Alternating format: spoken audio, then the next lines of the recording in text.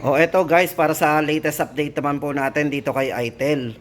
O di ba? Yan sa mga nagre-request nga pala po ng itel. Ito po, sa ngayon guys, ito lang ang pwede nating i-update sa inyo. Kasi yung mga iba pong models po ay hindi po available. So yun, babalik naman po tayo once na may makita tayong mga available na mga bagong model po nila. Pero syempre guys, ngayong July 9, 2024, para sa latest update po natin dito kay itel.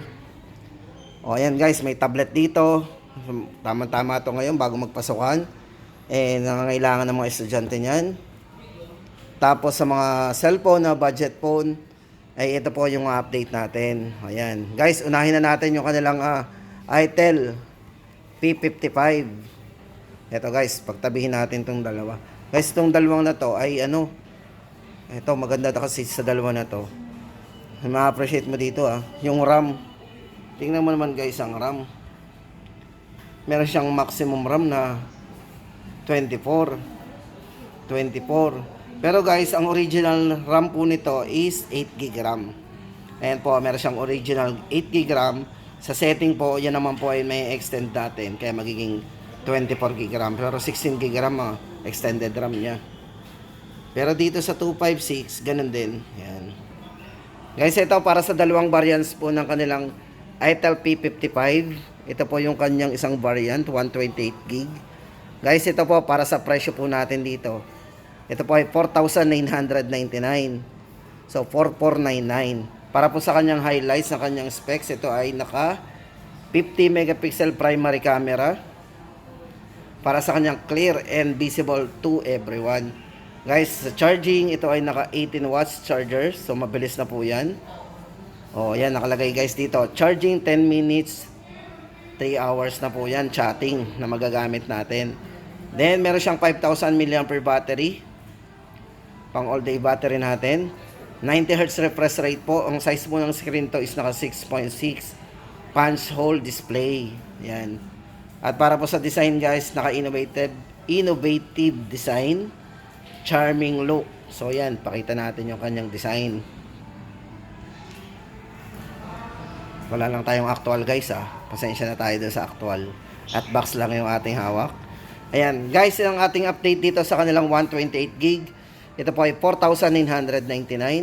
At para naman dito guys sa kanilang 24GB RAM, maximum RAM yun 256 internal storage. Price po nito, nag-add lang tayo ng 500. 5,499 naman. So guys, yun naman po ay halos parehas lang ang design ng dalawa. At syempre yung kanilang specs. So yun parehas na parehas po yung kanilang mga major specs o yung kanyang parameters. O, di ba?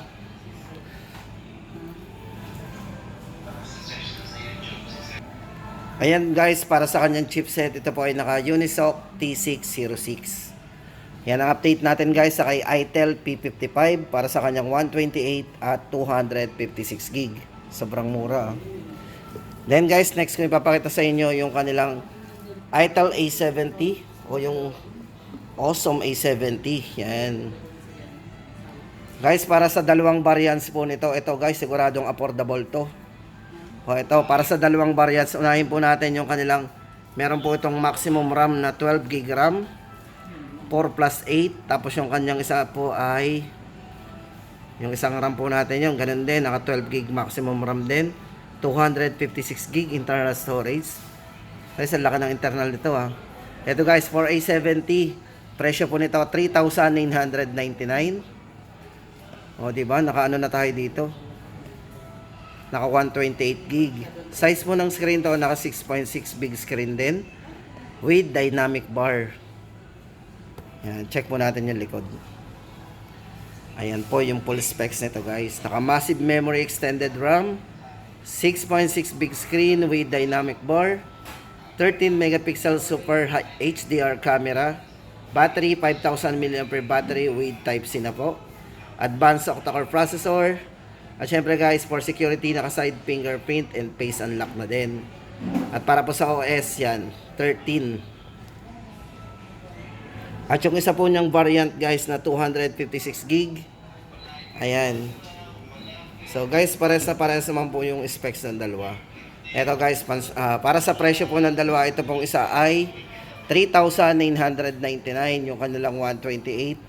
At yung isa pong 256, 4,499. Grabe naman, sobrang mura. Sobrang affordable naman itong A70 guys. Yung naka 256, yung isa po yung naka 128. O, di ba? Add lang kayo ng 500, naka 256 na po tayo ng internal storage. At syempre guys, hindi pa uhuli yung kanilang yung RS4. Eto guys, para naman dito kay itel, to RS4. Sa mga naghahanap po ng budget phone na pang gaming, dito kay itel guys, ito yung kanilang RS4. Ito pa yung naka NFC na rin, meron siyang near field communication para sa mga transferring ng mga photos natin. Then guys, ito para sa kanyang chipset, ito yung naka MediaTek Helio G99 Ultimate. Ito po yung naka 24 extended RAM, tapos 256 na po internal storage. Sobrang laki na rin. Para po sa kanyang specs and parameters guys, ito 45 watts power charge. Very smooth na rin ang screen nito kasi ito ay naka 120 Hz refresh rate na rin. Naka punch hole display. Ayan.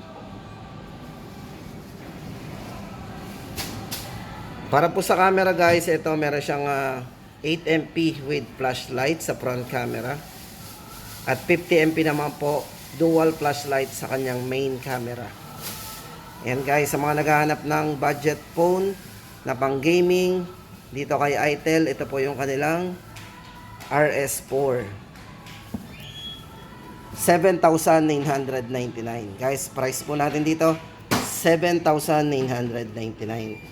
At syempre guys, yung tablet, ito naman, sa mga naghahanap ng budget na tablet, dito kay itel guys, ito yung kanilang Vista Tab 30. Ito po ay naka 128 na rin internal storage. Check po natin. Ayan. Bale, size po ng screen nito guys is naka 11 inches.